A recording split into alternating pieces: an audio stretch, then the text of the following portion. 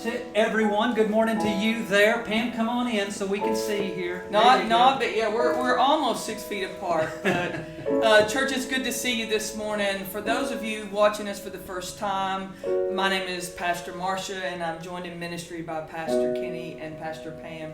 We're thrilled to have you here this morning. We welcome you to our live stream, and I just have to say again, he won't want me to, Pam, but thanks to Kenny. You all should see our sanctuary with all the cameras and sound and everything to make this happen. So Kenny, thank you so much. We're so gifted to have you. I was on a conference call earlier this week with ministers from the Indiana-Kentucky Association, and they were jealous because, you know, really, if you're a church that doesn't have someone that has a lot of technique abilities right now, it's sort of tough. But I told them you'd help them. Just to let me know. Thank you very much. Let me know. Lots of tech folks out without Kenny. We would be in trouble. A lot of tech folks out of business. They could probably. It's good to have you. And one more thing, during our first hymn, if you haven't found something around your house to join us for virtual communion here in a little bit, we invite you to do that during the first hymn. Just go find something, a donut, a piece of bread, some toast, a Diet Pepsi, as Pam says, a piece of fruit. Just something, friends, that will make you feel that you are communing with us and with God. Absolutely. Why don't we do this while we're at a little bit of a pause? Let's go ahead and talk about some of the things that are still going on here at Bluegrass right now. So the book study, we are still doing a book study. Enid Wolstein is doing one, and she's using Zoom, and I'm doing one on Tuesdays, and I'm using Zoom, and we're really enjoying this series and this book, Entering the Passion of Jesus, by Amy Jill Levine. So we invite you to join us. We put a link on the public Facebook page that you can join us anytime, even if you haven't joined till now. So we look forward to having you do that. And you know what? Good Friday and Easter, they're coming around. No matter. And I don't know about you all, but I'm ready for some resurrection over and over again. So on April the 10th at 7 o'clock, we'll have a Good Friday service, and it is likely that we'll still be doing that on live stream. And guess what? We're going to do it on live stream, so you can be a part of Good Friday service. That's at 7, and then the following Sunday, we are going to celebrate resurrection in whatever way we need to. And so we invite you to join us for that at 10 o'clock, our regular service time on April the 12th. Absolutely. You know, something that has sort of developed from all of this is our evening get-togethers. Every evening, Monday through Saturday, the pastors, one of us will take turns. It's usually Marcia on Mondays and Thursdays. I have Tuesdays and Fridays. Pam has Wednesdays and Saturdays. And we just spend a few minutes getting together and staying connected. You know, it would be awfully easy for us to not be connected during all of this. So this is a great opportunity for all of us to just stay connected. Join us. And you know what? The thing is, if you can't join us live, you can still catch it after the fact. Absolutely. A lot of people are doing that. And we've scheduled it for 7, friends, for a couple of reasons. One, that you know at 7 o'clock Monday through Saturday you can connect with us. Mm-hmm. And 2, it's sort of after all the news, the local news, the national news, when all of us probably need to take a deep breath and get some grounding. Absolutely. I don't know about you, but it just makes me feel loved every time. It does. I just look forward to it I look more forward to it when I'm not doing it. So, because I enjoy you and Pam so much. Gotcha. I understand. You know what? Something that's been so beautiful through all of this too is watching our folks step up and be the church. And they're being the church everywhere. And I try to point that out on my little chats because it's important right now. Because a church is not inside a wall. It is out there everywhere. Everyone you encounter, there's an opportunity to be church and to share love and just be God's love in the world. And so as you're doing that, we challenge you to post that on Facebook and just put hashtag BUCC, be the church, so that we can all celebrate how BUCC is out there changing the world. Absolutely. And you know, it's very important. This is something that we always hesitate to talk about, but it's still very important that folks know that it's still important to support the church, to support the work that we do. Even though we're not able to gather here every Sunday morning, we're still doing the work of the church and for the congregation. So we've tried to make it as simple and as convenient as possible for our folks to be able to continue to support the church. You know, we love to say that it's your generosity that allows us to share the good news and show love and change lives and spread hope and offer comfort and feed the hungry and minister to the community, provide a safe place and to speak truth. We want to be the church. You can use a couple of different apps Absolutely. that we put together. Venmo, all you need to do if you have the Venmo app is you'll look for Bon J Mink on there, or if you have the Cash app, you can look for the $ Bluegrass UCC, or of course you can always give through the mail. And we had a lot of checks that came in through the mail this week, so all of you who sent those, we thank you so much, because you know, Kenny and Pam, right now, in a lot of ways, it's even more important for us to do those very things, because people are yearning for this connection and for love and hope. Absolutely. And it says a lot about our people, because a lot of them are out of work, and we're still getting our pledges in, and Certainly. it says a lot about who we are. And you know, we want to stay connected. So Pam, I know something that you've been working on is making sure that we're good with our Simple Church. Simple Church, yes, I've been working on it off and on all week, and when I can't fix something, I call Monica Korinko, who is up in Wisconsin right now, and she helps me with anything I can't fix. If you still have not been able to log in, send me a message on Facebook and I'll get you there. I've got about 4 more people I need to fix, but I think we're almost there. Absolutely. And those of you who don't know how to connect with us, just go to our website, and all our email addresses will be there, the way to connect us. Let's sing a little bit more. Absolutely. Let's do it. Oh God, fill our hearts to reach out and welcome and make us to see your vision once more. Let's dream of a world where our hands are your hands. We offer ourselves. Oh God, make it so. Make it so. Make it so. We pray for that day. Make it so. We dream of a world where love reigns among us and your will is done. Oh God, make it so.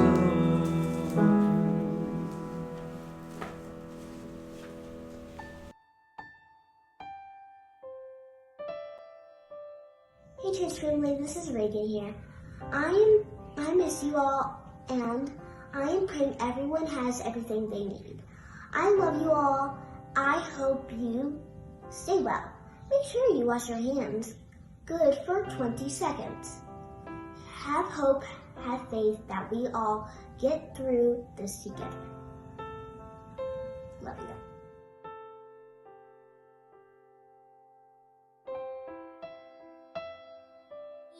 you. UCC. Hi. Hot there.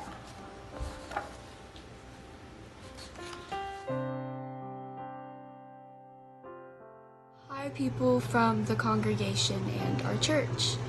It's taken me a really long time to make this video because I keep laughing at myself or something. I don't even know. I'm just making this video to say that I know times are actually really rough right now, and it seems like the world's ending, and it just keeps getting worse and worse and worse. And whatever you're going through, I just want you guys to know you're loved, and that there's always something positive to think about, and to always look at the bright side too, not just everything that's bad that's happening.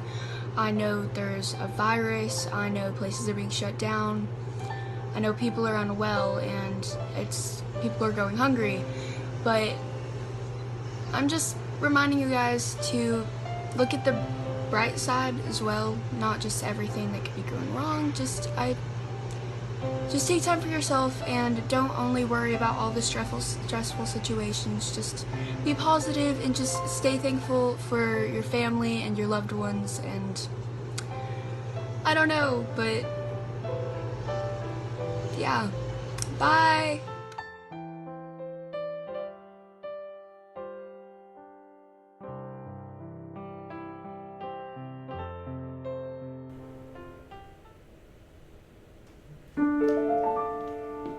We're so thankful for our kids who remind us of this hope that we have and telling us to hang on. Perhaps more than any other time this morning, it's a good time to just take a deep breath. Breathe in the air of the living, loving God who created all of us and all of them and invites us to step in to these sacred moments.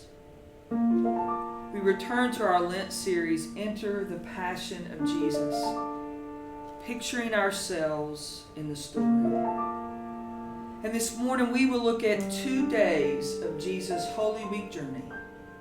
On one of these days, we step inside the story of a teacher who turned the world upside down. We put ourselves in the picture of Holy Week so that we might take a closer look and let that ancient story open us to deeper conviction for the call to follow that teacher, Jesus.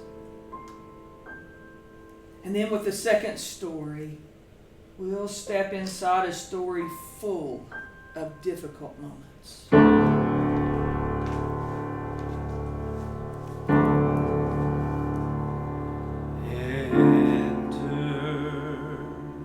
Enter the story, enter the place you belong, not just looking on, for this is your story. Enter the story.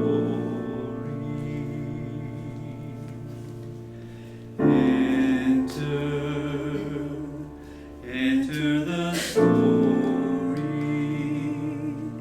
enter the place you belong, not just looking on,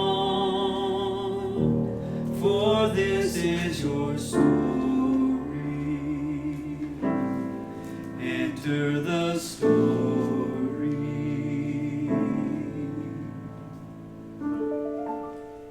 That last week, Jesus doesn't lay low.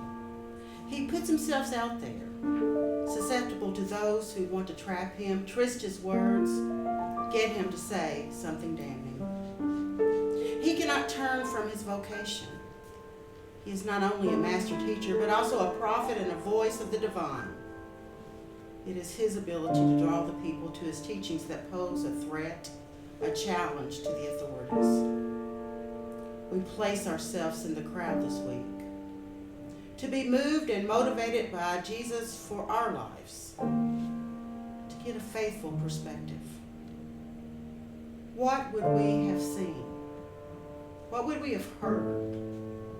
How would we have felt? What do we do now? We come here To encounter the teachings of Jesus. Many wanted to destroy him for these teachings. And sometimes we too find that his words challenge us, calling us to more than we think we can be or do. Forgive us, O God. Let us be shaped into a new people, made in the mold of justice, not the stamp of Caesar's coin. You entered our story through Jesus. Now help us to enter fully into the story of your kingdom on earth as it is in heaven. Besides the Last Supper, Holy Week contains another important story that happens at dinner. For earlier in the week, Jesus and his followers gathered for a meal, and a woman shows up unexpectedly to anoint Jesus in an extravagant motion of devotion. Now, to say that this woman caused quite a stir, that was an understatement. We imagine ourselves in that room, and we see the looks of judgment and even outrage on the faces around us. Are we ourselves moved by her generosity and that outpouring of raw emotion? Or are we uncomfortable when Jesus speaks of his own death? Does our complaining or anger really serve to hide our own fear?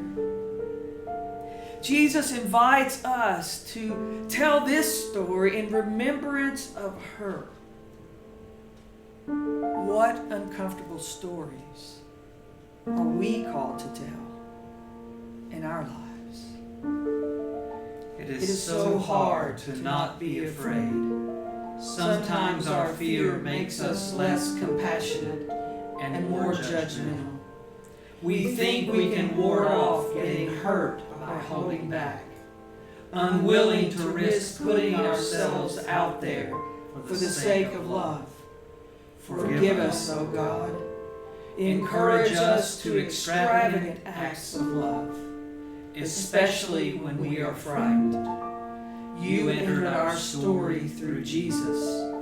Now help us to enter fully into the story of your kingdom on earth as it is in heaven. Amen.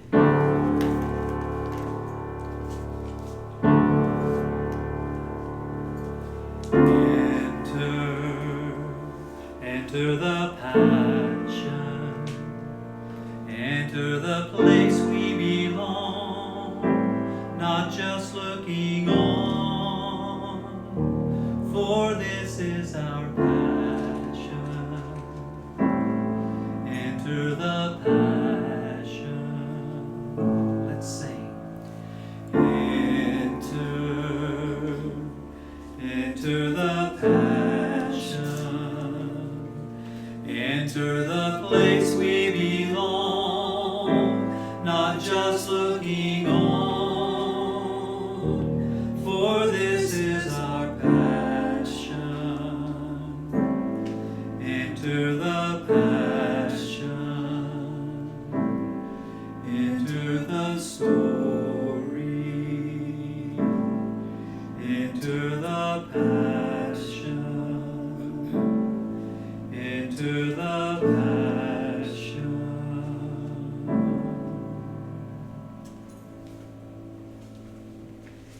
This morning we would love for you to join us as we sing a wonderful song of the church, How Great is Our God.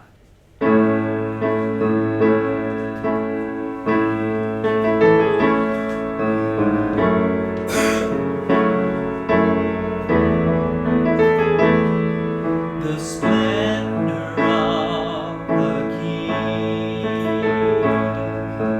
clothed in majesty, let all the earth rejoice, all the earth rejoice.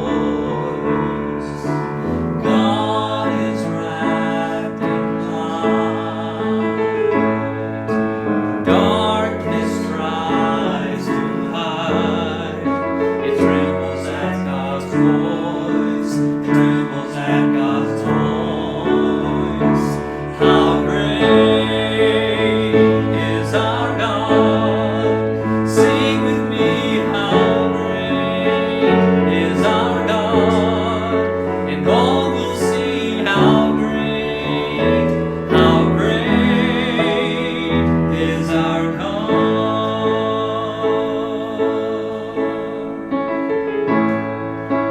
Age to age God stands, and time is in God's hands, beginning and the end, beginning and the end.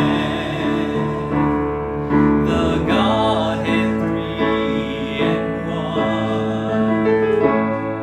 It's God the Spirit Son, the Lion and the Lamb, the Lion and the Lamb. How great is our God? Sing with me, how great is our God? And all will see how great is our God.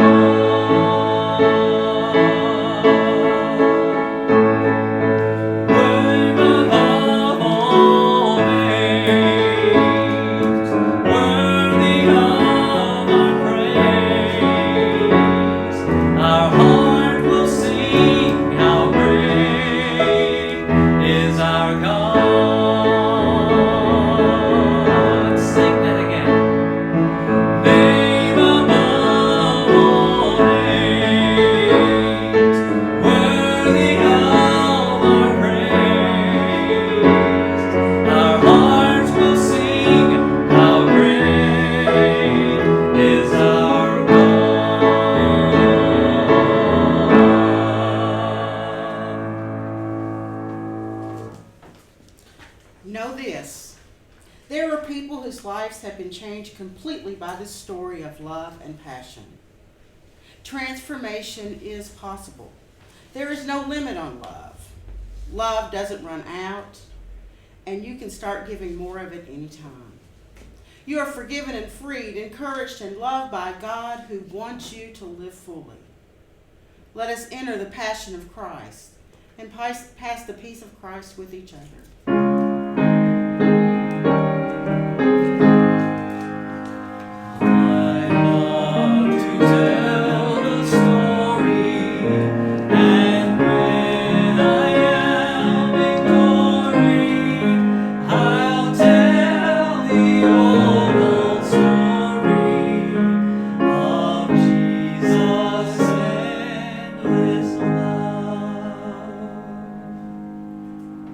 Well, this is a time that we have our kids moment. And kids, I told you last week I miss seeing you in our huddle, but I know many of you are watching. And so gather close so I can feel you and you can feel me. And I want to thank you again for sending those beautiful videos. You don't know how much that means to our church family to see our BUCC kids, giving them greetings. So thank you. So I don't know about you all, but in this time that we've all been asked by Governor Beshear to be healthy at home, and I hope all of us are really doing our best to observe that because it's so important. But I've been really intentional about spending more time in nature. I love to be outside. It doesn't matter if it's a beach or a mountain or a park or a walk, I love to be outside. And so this morning I want you to think about things that you're seeing when you're outside. This is such an important time for our world, kids, because things are changing. It's spring and we have renewal. I want to share with y'all some things that are pretty special to me. And they all are these pine cones. Now, you probably can't see them really up close, but this one is just the size of what I'm holding here with my fingers. And guess where I found this one, kids? Right outside on our parking lot. Right outside on our parking lot, and there are tons of them. We have pine trees out there. And then in my and Brenda's backyard, we have pine trees. And sometimes I fuss about them because they can get really sticky. But as I was thinking about that, working outside in the yard this week, I thought a pine cone sort of reminds me of God. Because it gets sticky and it stays on my hand. And it reminds me that God stays with me all the time. Look at this one. Now this is huge. Pastor Pam said, where in the world did you get this huge pine cone? And I'm going to tell you where I got it. I got it at Lake Tahoe over 6 years ago. And it looks the same as it did 6 years ago. Now it was sort of interesting bringing these home in my suitcase. But one reason I brought this, kids, is because my really good friend, Marcia McPhee, who designs all these beautiful worship series for us, she did a worship retreat there, and I wanted to be reminded of being grounded in God and of God's presence and of that very special time in Lake Tahoe, which is a beautiful place in our country. These pine cones and all of nature remind us that God is with us. And you know what I learned? These pine cones, they have seeds of pine trees inside them.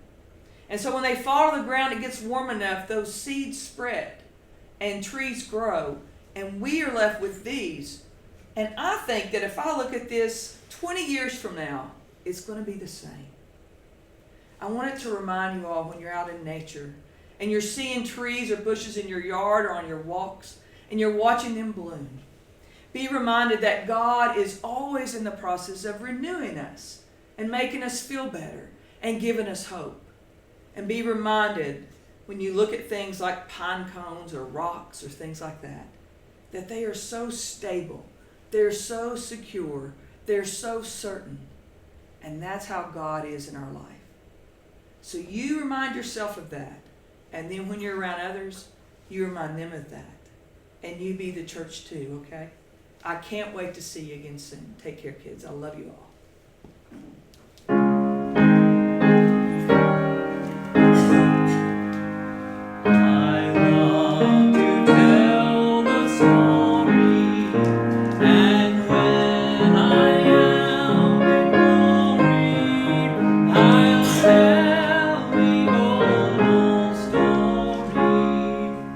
Oh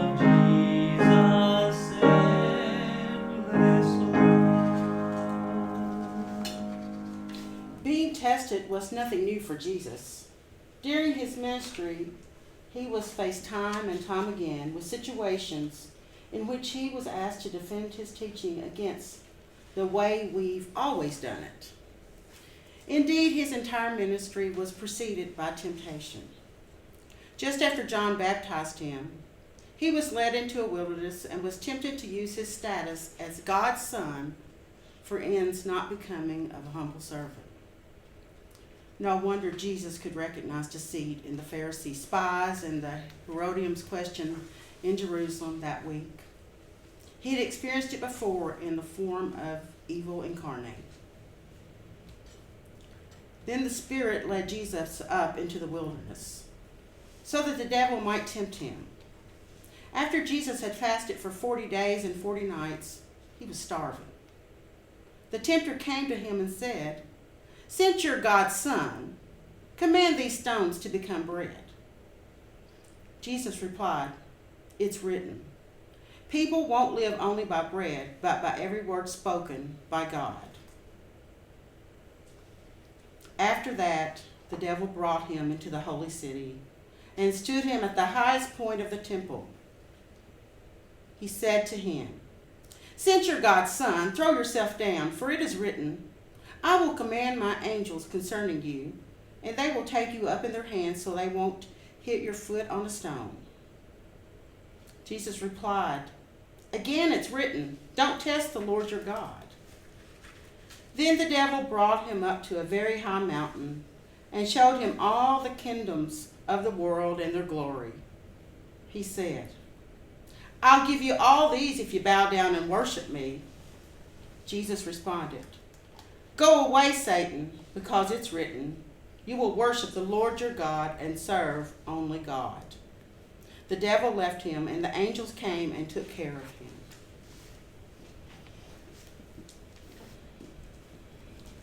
The story of the woman with the alabaster jar appears in all 4 Gospels.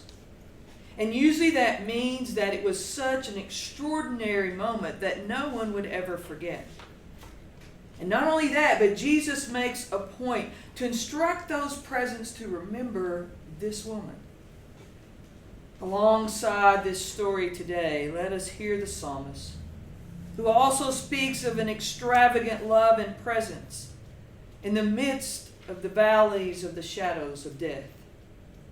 The tradition of anointing with oil goes back a long, long way.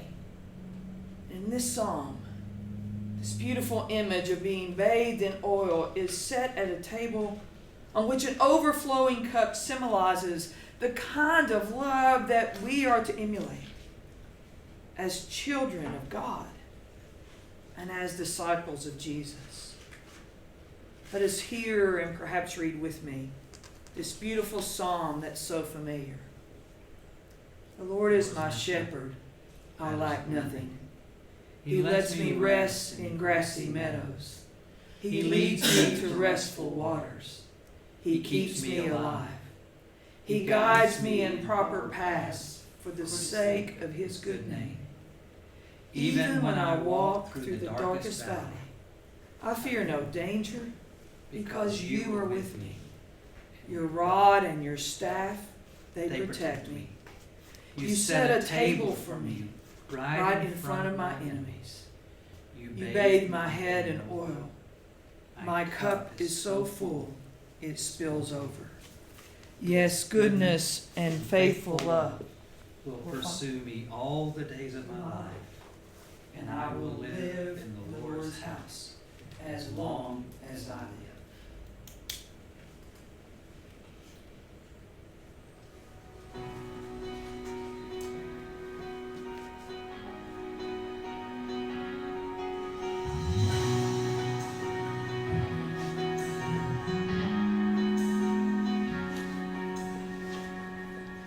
Who am I that the Lord of all the earth would care to know my name, would care to feel my hurt?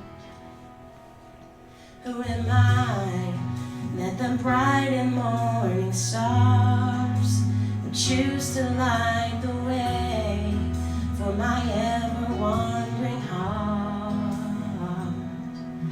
Not because of who I am, but because of what you've done. Not because of what I've done, but because of who you are. I am a flower quickly fading, here today and gone tomorrow. A wave tossed in the ocean, a vapor in the wind. Still you hear me when I'm calling.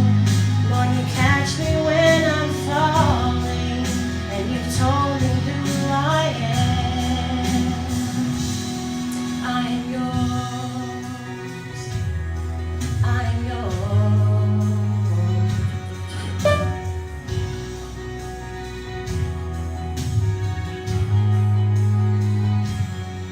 Who am I that the eyes that see my sin will look on me with love and watch me rise again? Who am I that the voice and calm the sea will call out through the rain and calm the storm in me? Not because of who I am, but because of what you've done. Not because of what I've done, but because of who you are. I am a flower quickly fading, in a day and gone tomorrow. A wave tossed in the ocean, a vapor in the wind. Still you hear me when I'm calling. Lord, you catch me when I'm falling, and you told me who I am. I am yours.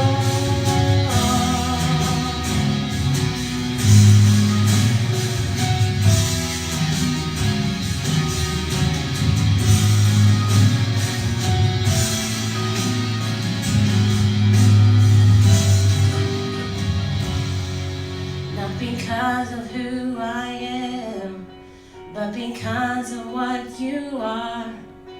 Not because of who I am, but because of who you are. I am a flower quickly fading, here today and gone tomorrow. A wave tossed in the ocean, a vapor in the wind. Still you hear me when I'm calling. Lord, you catch me when I'm falling, and you told me who I am. I am yours.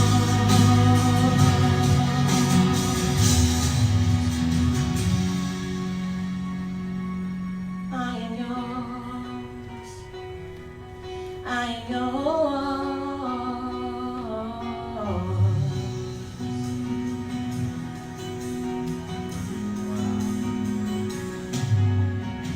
Whom shall I fear? Whom shall I fear? 'Cause I am yours. I am yours. Girl, that's good stuff. Wow, wow, wow, wow, So good. Good. wow. Wow.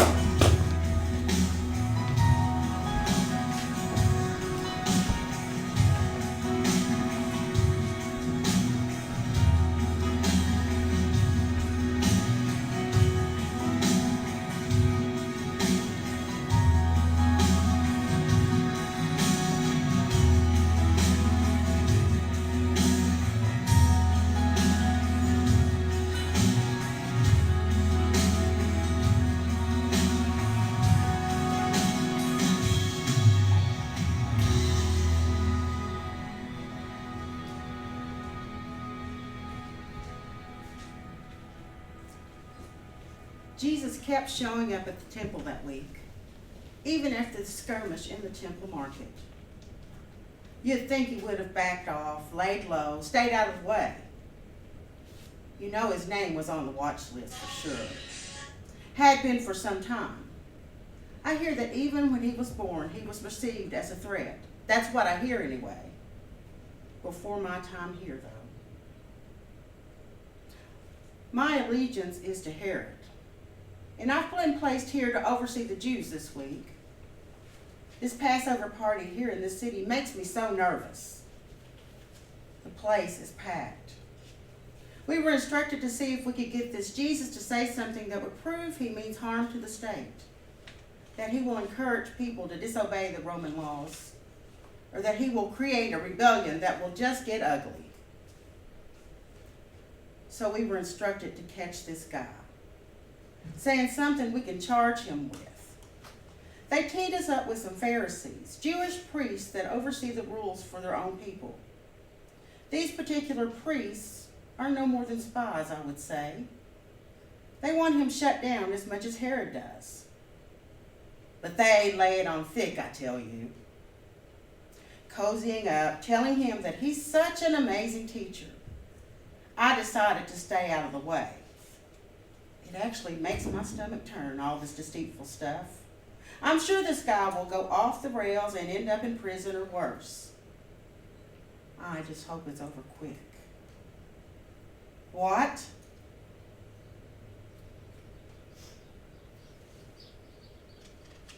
What did he just say? Well, this is something. He's got the Pharisees reaching into the pockets to get out a denarius. Ha! Well, I'll be. This guy is good. Nothing wrong with that answer. They won't be able to get him today. Actually, I'd have to say I'm curious. There is something about him. I wouldn't mind hearing a little bit more about him. Perhaps I'll volunteer to keep an eye on him. Although what I really want to do is just be around him and hear what he has to say. You know, there's something about him. And then there's this story. None of us around the table liked the way things were going here in Jerusalem. The conversation had turned once again to the dire situation for many of the people we had encountered. Those who were hungry, poor, sick, disturbed. But does the Roman state care anything about them? No. But at least we try. Every penny we can scrape up, we try to pass on to those who need it. I had to wonder, though, whether the talk of asking our patrons for more money right now was really because we are afraid. Before Jesus arrived at dinner that night, some of the disciples had said that with the way things are going, perhaps we should be saving our money in case we needed to hide out in the not-too-distant future. And then she walked in. I saw the jar she carried. It was beautiful, alabaster. And as soon as I smelled the oil as she began to anoint Jesus, I knew it was nard, and it had been very expensive. And there was a lot of it. Across the table, the others were beginning to stop their conversations, and looks of content began to cross their faces. Mumbling began. Do you know how much that kind of oil cost? It seemed a ridiculous waste, given what we had just been talking about. Because that kind of money could go a long way. I looked down at her. I was close. And although she had not said a word, I could sense her intensity and devotion. This love lavished on him was somewhat embarrassing. And yet it was what I really wanted to do. To tell him how he had changed my life. And how finally I felt that I had a purpose in my life. I felt love. And it was such a gift. But how can you offer any gift to this beloved one? He is the anointed one, anointed by God. But here she is anointing him. I realized that what I felt was really jealousy, mixed with a deep fear that we were going to lose him. I think we're all afraid of losing him. And he tells us to stop judging her. She's prepared me for my burial. No, I thought, don't say that. It can't happen. Later, I will remember her, just as he asked me to do. Then I will remember that he asked us to care for all people in the way she cared for him that night.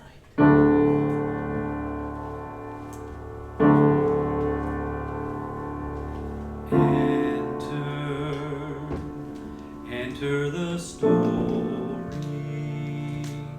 Enter the place you belong, not just looking on, for this is your story. Enter the story. Sing with me. Enter the passion. Enter the place we belong, not just looking on, for this is our passion. Enter the passion. Enter the story. Enter the passion. Enter the passion.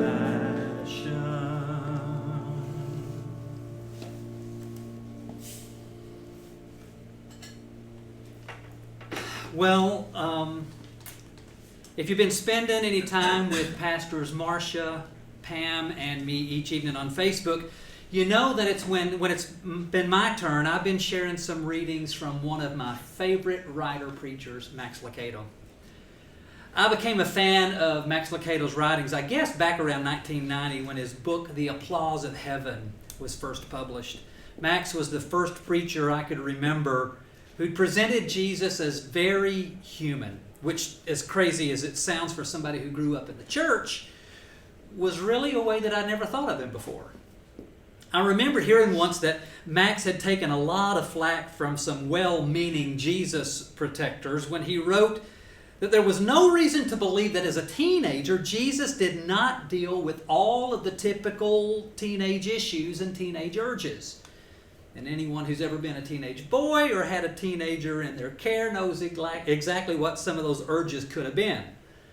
It was interesting, though, that it was someone who took issue with Max's suggestion that Jesus might even have had to deal with something as human as acne.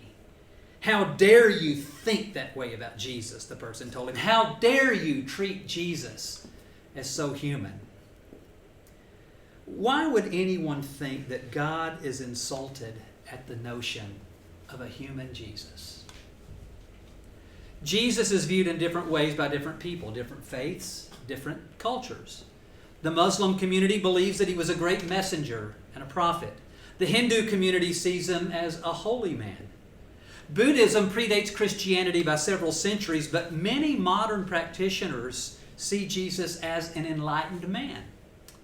Of course, Jewish tradition does not accept him as the Messiah, but does acknowledge that he was a real human and a teacher. Whether he was a prophet, a messenger, a rabbi, a teacher, a sage, a healer, a Messiah, we all believe that he was human. Of course he was. He was human enough that when he didn't see that rock, it hurt like the dickens when he accidentally kicked it. He was human enough that he got hungry, thirsty, tired, and frustrated. He was human enough that when friends betrayed him, it hurt his heart. He was human enough that he got angry with professional religious people when they were more interested in protecting their position and their profession than the people. Preach. He was so human that too much wine gave him a hangover and too many grapes made him queasy. And he was human enough that temptation was as real to him as it is for the rest of us. In today's reading from the New Testament book of Matthew, we heard the story of a Jesus who was tempted. He was on the tail end of a 40-day fast, and if his humanness was a thing, he had to be about as hungry, fragile, and frail as you could imagine. What a perfect opportunity for temptation to show up. That seems to be when we're most vulnerable, when we're physically, emotionally depleted. I want to say here, though, that as many times as I've read this passage of the Scripture, I've always had issues with the very first words. Then the Spirit led Jesus up into the wilderness so that the devil might tempt him. I've always wondered why the Spirit would do that. And wouldn't that be a wonderful excuse for you and me? When we don't do so well with our own temptation, the Spirit made me do it. There are lots of thoughts and theories on just what it meant for Jesus to be led by the Spirit to the wilderness to be tempted. None of them, though, speak to what we need to know today. That the tempter offered Jesus a chance to take the easy route, to do the easy thing, and to bail on his mission. But he didn't. I'll be honest with you, I'd have flunked on the first test. Jesus was hungry, and the tempter offered food. Between you and me, I could go to Ramsey's with every intention of getting out of there without a piece of that sin-filled combination pie. And then the tempter comes in, and I'm sinfully fork deep in chocolate and peanut butter before the check comes. But I'm glad that Jesus was human. I'm glad that Jesus was like me. I'm glad that he can relate to my humanness and my weakness. What would be the point of his example if he couldn't connect with my limitations and my vulnerabilities? As a matter of fact, it was the writer of Hebrews who wrote that Jesus commiserates and he sympathizes with our weakness because he was tempted in every way just like we are, but without sin. I'd argue that if Jesus ever had to stand face to face with a piece of Ramsey's combination pie, he might give in. But Jesus did look at the temptation. He faced it in its face, and he didn't give in. And that would be where he and I aren't so much alike, I guess. But it also reminds us that temptation is really no respecter of people or positions. And that's where Jesus and I are alike. If he's like us, his belly growls when he's hungry. He gets grouchy when he's sleep deprived. He belches when he gets gassy, and he stinks when he gets hot and sweaty. If he's like me, he loses his cool sometimes, and he thinks the Golden Girls is still good TV. If he knows how we feel, he understands when we lose patience with selfish people, get greedy when supplies are low, and tell lies sometimes when we're feeling challenged. If Jesus is like me, he drives faster than the speed limits, listens to Cher incessantly, and runs yellow lights. If he relates to me at all, he gets a little scared with the news of wars and mass shootings and crime and disaster. If he feels as I feel, he gets angry when people are mistreated and marginalized. And if Jesus can relate to us at all, he's pretty concerned right now about the thing that's consumed us all these last several weeks. Back when we were just starting to hear reports of COVID-19 here in the U.S., there were some who dismissed it as more bark than bite. I even heard from several friends and family members who wanted to know, is this thing as big and dangerous as some in the media are saying? I was grateful that they trusted me enough to ask. They even said as much when they admitted that they'd believe my take over the voices they were hearing on the news. And if I said this virus was something to be concerned about, they'd be more careful. I told them then that we should all be concerned, and we should all do everything we can to avoid catching it and certainly avoiding spreading it. It's a big deal. Today, the United States has more known cases of the coronavirus than any other nation in the world. As of noon yesterday, there were over 100,000 reported cases, and over 1,500 people across the country have died. Here in Kentucky, we're quickly approaching 400 known cases of the virus, with 9 reported deaths. And those were yesterday's numbers. It's very likely there are more now. So if Jesus is like us, he's praying. He's praying for those who are sick and those who love them. He's praying for those who've lost someone they love to this virus. He's praying for the doctors, the nurses, the paramedics, police, firefighters, hospital staff, and others who are on the front lines of this tragedy that was so unimaginable not that long ago. If He's doing what we're doing, He's pacing the floor for every person who's suddenly unemployed, wondering how they'll provide for themselves and their families. He's laying awake at night with the thoughts of children who are no longer safe at school, but in volatile, sometimes even unstable situations at home. In his book, 316, The Numbers of Hope, Max Lucado wrote this: like Jesus, we're tempted. Like Jesus, we're accused. But unlike Jesus, we give up. We give out. We sit down. How can our hearts have the endurance that Jesus had? I tell you how. By focusing where Jesus focused, on the joy that God put before Him. He lifted His eyes beyond the horizon and saw the table. He focused on the feast, and what He saw gave Him strength to finish, and finish strong. I guess if we're tempted to give in to anything right now while we're hearing constant news of the virus and the growing numbers, it might be the give in to the feeling of helplessness or the weakness that while we sit simply and wait for it to do its thing and this moment to pass. But we must remember, it will pass. Like every other disaster and epidemic and pandemic and disease, it'll leave scars and tears and plenty of trauma. But just as Jesus had to do, we too must look to the days after the virus. Hold to our faith as best we can. We may lose grip from time to time, but when we do, we reach out again and we find strength to trust God and hold tight to the promise that even in pandemics, God is still love. But can I say that I think we're seeing in this moment a real revelation of who we are as humanity. While the world faces down what seems to be an invincible enemy, we're not hearing stories of pandemonium, riots, and looting. We're hearing stories of strangers lending a hand, neighbors helping neighbors, restaurants feeding exhausted and hungry healthcare workers, musicians making community music, banks forgiving loans, and our folks right here at Bluegrass are checking on each other and picking up groceries and offering help in so many ways. We're being the church. We may not always beat the temptation, but by golly, this time around, we've looked it in the eye, and just like Jesus, we've told it to go away because we're going to do the right thing. We are, because that's what we do, even when we're tempted. We do the right thing. Can I encourage you to do something with me this morning? Can I encourage you to maybe just close your eyes, and in doing so, Brenda, would you help me? We're going to sing this little chorus, Turn Your Eyes Upon Jesus.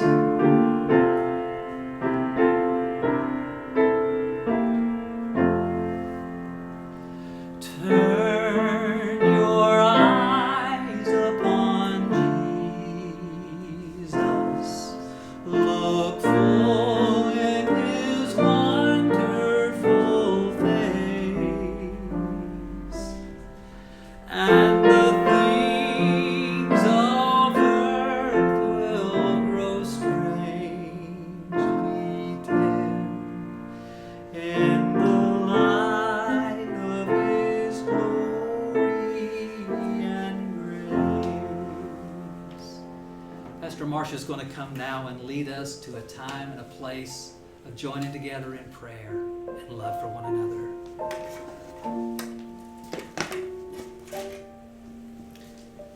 Thank you, Pastor Kenny.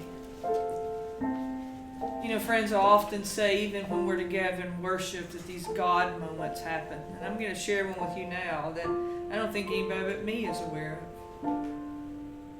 We all remember our dear Miss Elnora, who always told us to keep on keeping on. And Brenda and I were talking this week about what she might be saying and doing. And Kenny, just as you were finishing and singing Turn Your Eyes Upon Jesus, her son, and I can't see who's with him, but observing that social distance as a family unit, they came in to get some things of Miss Eleanor's that were still here after her service. And I thought, there's a God moment. Yeah. There's a revelation to keep on keeping on. Some call those things coincidence. I call them God moments. Kenny reminded us that Jesus prayed. And so let us do what we do every week, which is take time to share joys and concerns. So I'm going to share a few that I'm aware of that folks have shared during the week or over the weekend with us. And then as we sing that chorus again, Pastor Pam is monitoring our Facebook page. If there are any additional prayer requests that you have right now that is okay for us to share publicly, we invite you to put those out. First, some joys. We want to celebrate Gentry, who not only knocked that song out of the park, she also got engaged this week. So congratulations to you for that.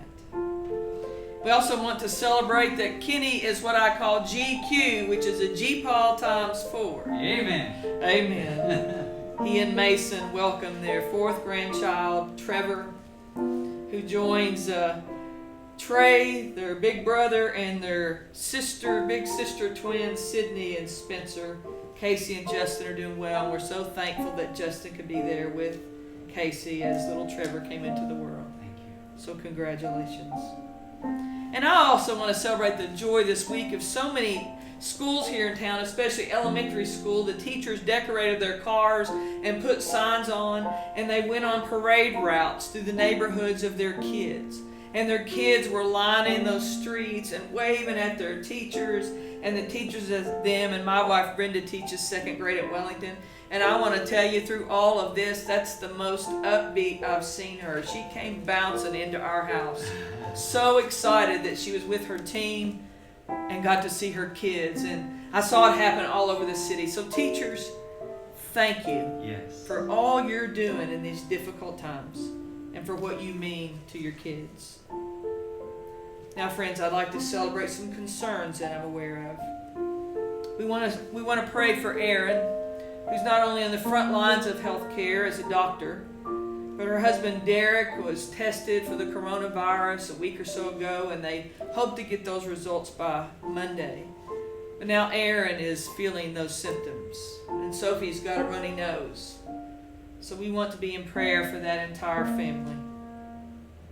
We also want to remember in prayer Teresa Brown, who will be going tomorrow for more tests and scans related to her cancer treatment.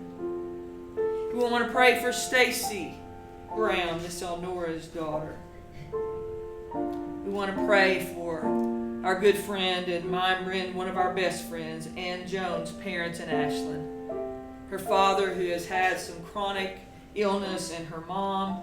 So we want to lift up David and Linda this morning, and Ann and her brothers and sisters and nieces and nephews who are so sad that they can't go hang out and be helpful during this time.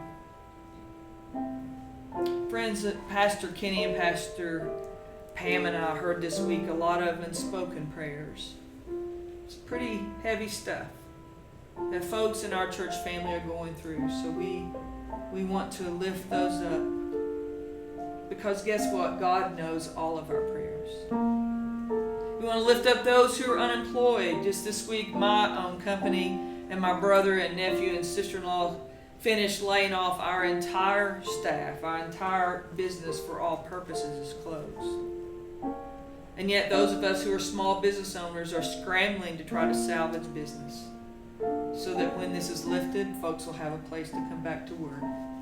So let's be in prayer for all those who are unemployed, underemployed, those small business owners struggling to keep things afloat.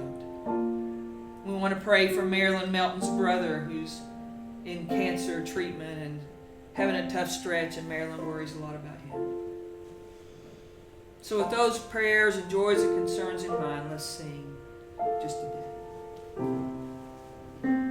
Turn your eyes upon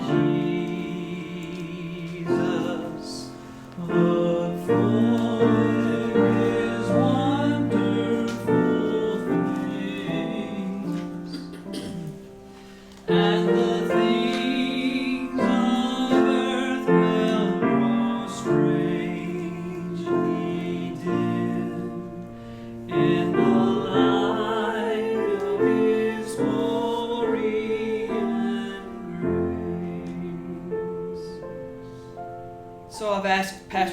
come up and just share any joys and concerns she's aware of from our live stream.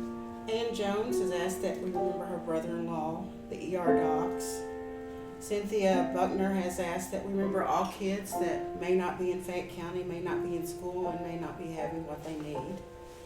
And she also would like prayers. Her refrigerator has gone out, and she would just like prayers that she'll have some luck finding one this week.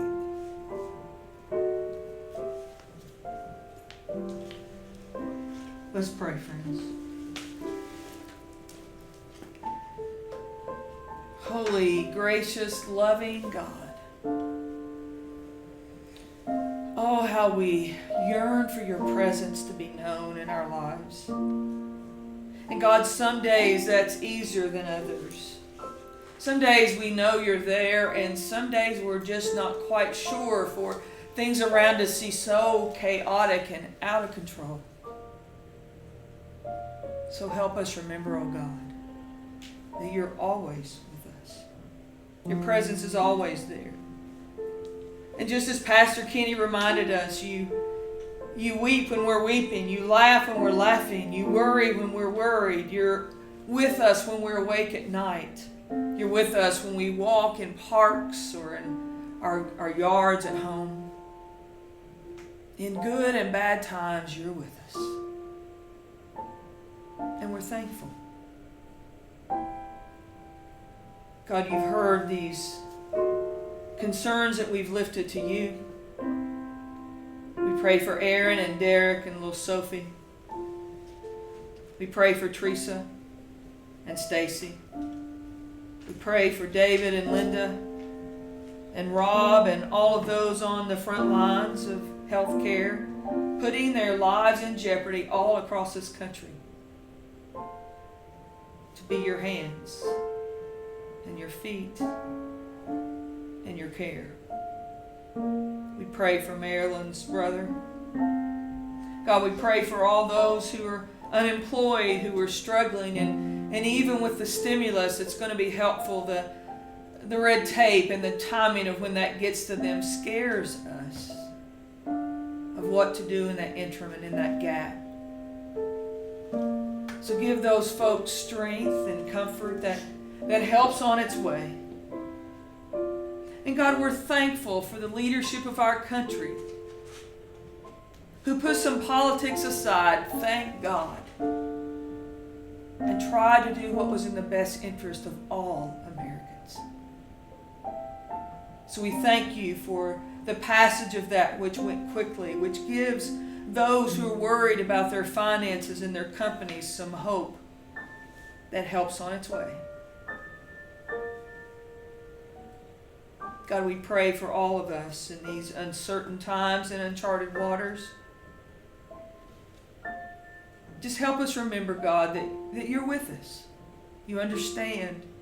And it's okay for us to have fear or doubt or questions or even anger. You're big enough for that. And we're thankful. So God, just reach down and embrace us with your arms, your loving, inclusive, wide open, but ever so snuggling arms. And remind us of your love and of your compassion. And God, when we're tempted to be self-serving, to worry only about ourselves, to hunker in,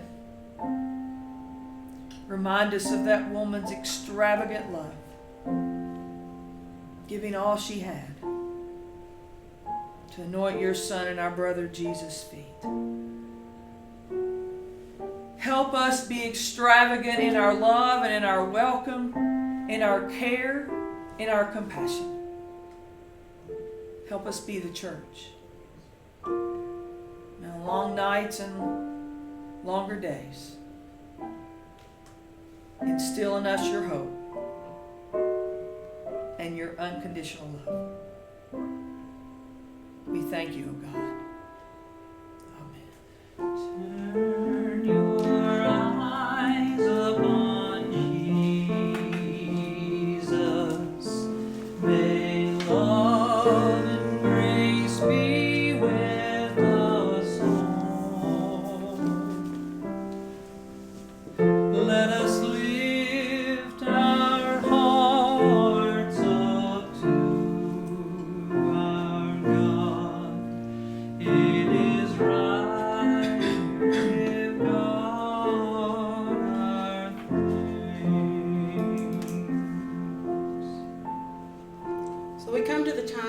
our service where we normally gather around table and share bread and share a little grape juice with each other. So I invite you now, wherever you're at, to just get something that you can use to have communion with us and have communion with God. Here at Bluegrass, it doesn't matter who you are, where you come from, what you've done. All that matters is that you're here today and that you're with us. Whether or not you've taken communion 5,000 times, or maybe today might be your first time taking communion with a donut. We invite you to this table, this glorious table that is not ours table.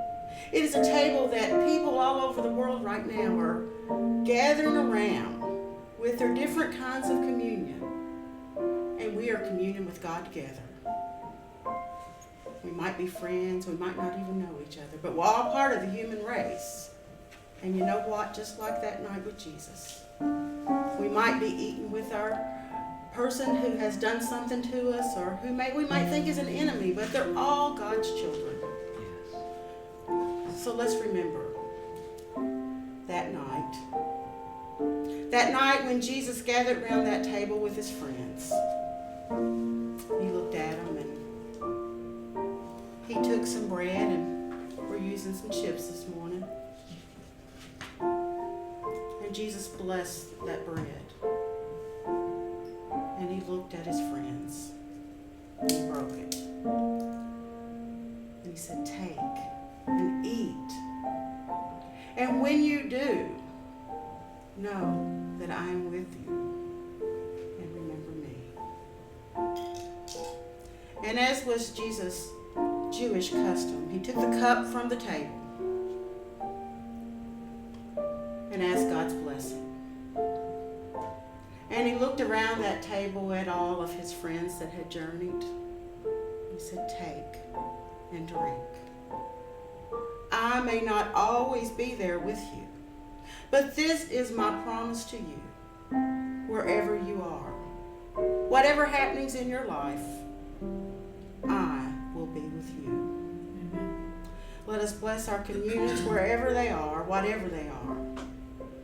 And then we'll have this sacred meal together. Gracious God, we ask that you pour out your blessing upon the communions we've gathered together, upon the people who are about to receive it, and we pray that it's not just ordinary bread or ordinary donut or ordinary cracker, but God, as they hold it and it begins to melt inside their mouth, that they will sense your presence, and they will sense the presence of community that is gathered around this table throughout the world this morning. Oh God, how you love us. Thank you for this meal. Thank you for the cup. Thank you for your presence, and thank you for each one of these who are about to partake. In your name we pray. Amen. Amen.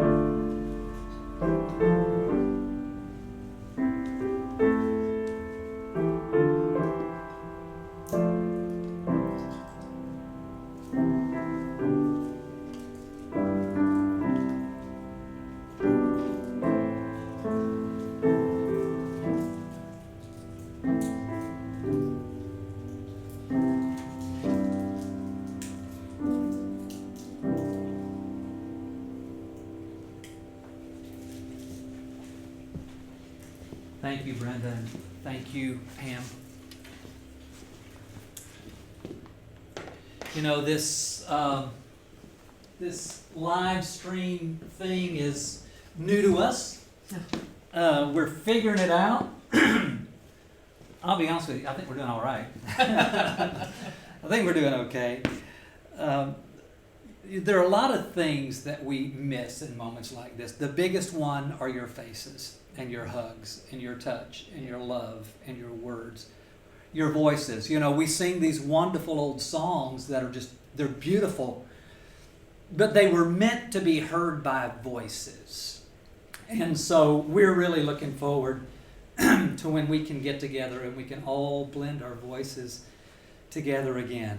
And it'll be a beautiful moment. Marcia mentioned just a few minutes ago earlier in this service that we've received several checks in the mail from folks who continue to support the work that we're doing here at Bluegrass. You know, it is important. And we don't want you coming on Sunday morning just so you can put money in an offering plate. That's not at all what this is about. It's never what it's been about. But the reality is that we get an electric bill and a water bill and all of the other bills and expenses that do come in every month. And we're grateful to you when you help us meet all of those needs. There's several ways you can do it, of course. You're doing it by sending those checks. Another way is if you shop at Kroger or on Amazon Smile, you can actually designate Bluegrass as your charity of choice, and then Bluegrass will receive a check. How often do we get these? Quarterly. And so for this past quarter, we just received a check for $250.86. And you contributed this just by going and doing your shopping. So thank you. If you want more information on that, you can actually find it on our website, bluegrasschurch.org. And there's information on how you can get signed up both for Kroger Rewards and the Amazon Smile program. You know, we've had the beautiful joy of being able to get together each weekday night, Marcia, Pam, and myself, to join with you and spend a few moments together. And we've heard from so many of you along the way who've shared how meaningful these moments are for you. And it means a lot to us, too, when you join in. And we just received this card from Ellen that says, "Dear Pastors Marcia, Kenny, and Pam, thank you so much for going that extra mile or two to put your uplifting message out to all of us at 7 p.m. each evening. I know that it takes a lot of extra time in your already hectic schedules.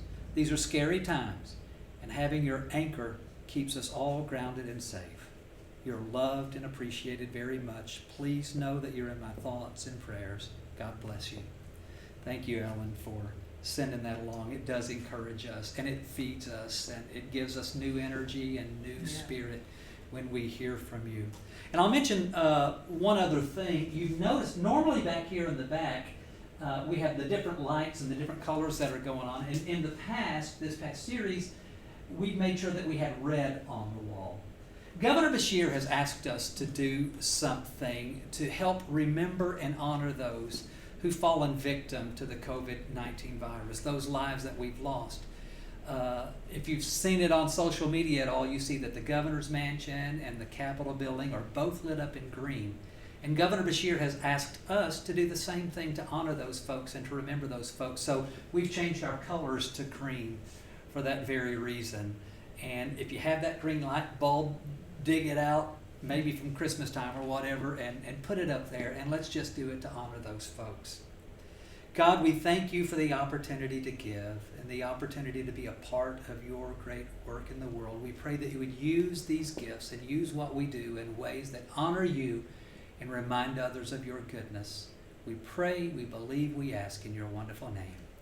Amen.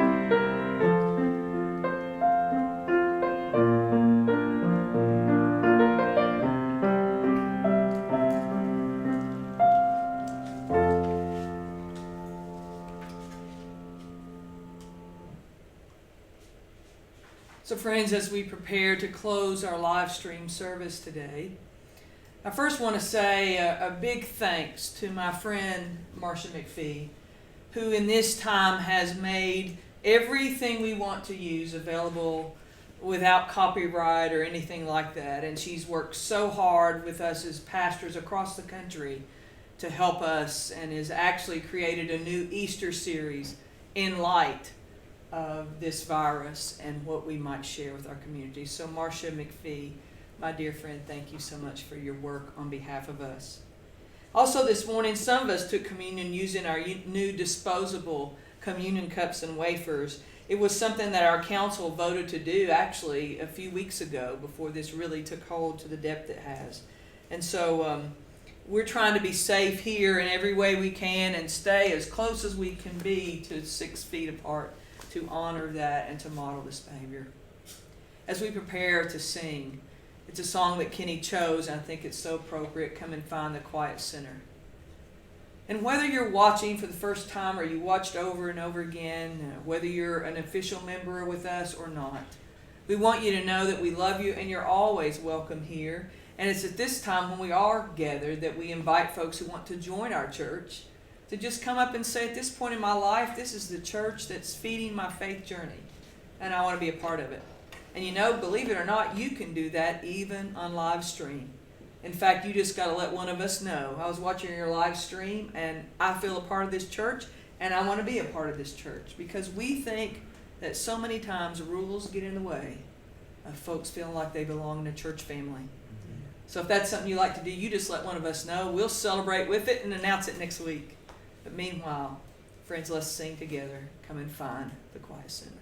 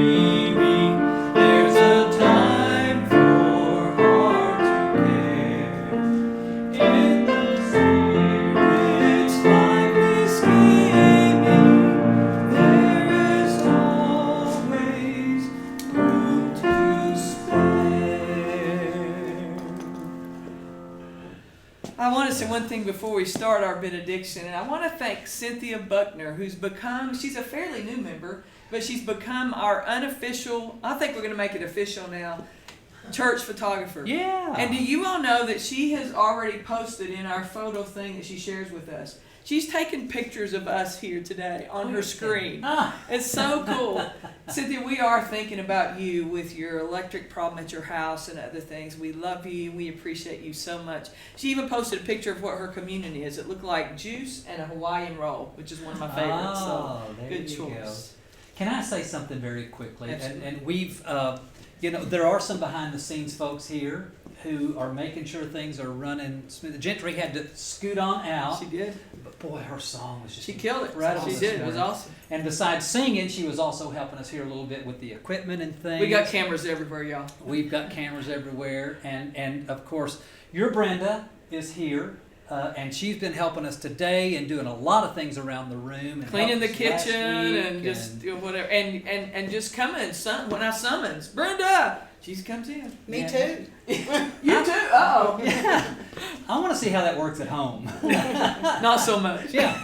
And then, of course, my Mason Your is Mason. here, and he's been working diligently this morning, and he's the one who makes sure that our lyrics are on the screens and our prayers are on the screens and make sure that the cameras and And Brenda was praising the Lord when she came in and he was here and she didn't have to do I know. it again. And next week it's going to be a tag team thing, Uh-oh. between the two of them. And then, of course, Brenda Brenda Gardner Gardner. always Oh my shows gosh. Amazing. Amazing. Just- Prepares so hard. up. Always Yeah. does. Always does. So we want to thank them, and we said it over and over again, but we want to thank you. You're still with us, and that means more to us than we know how to say. Touches our heart. It does. Touches our heart. We at 7:00 in the evenings or this morning, and we're all getting emotion here because we miss you all so Yeah, we do. much, and we worry about you, and we're praying for you, and we love you. We love you. We do. So now as we go forth, this season we're putting a frame around a bit of life. We section off a scene. We look long into a face to see what we can see, to know what we can know, just as we have done with the artist story today. Zoom in your focus on the artist story of life all through the week. The divine artist offers us a poignant beauty each day, right there within our own stories, and the stories around us, and the heartbreak and pain and joy and awe of a simple moment turned significant. And you may notice our life-size frame here behind us, which our talented Seth Tuska made for us. Because here's where we are, friends. This is what happens when we put a frame around it. We zoom in for the existential close-up of these characters that we talk about, and we search for clues for living our life with more attention and intentionality. So may you be blessed by the sacred frames that surround the moments of your life, that you dare not miss them. May it be so. Amen. Amen.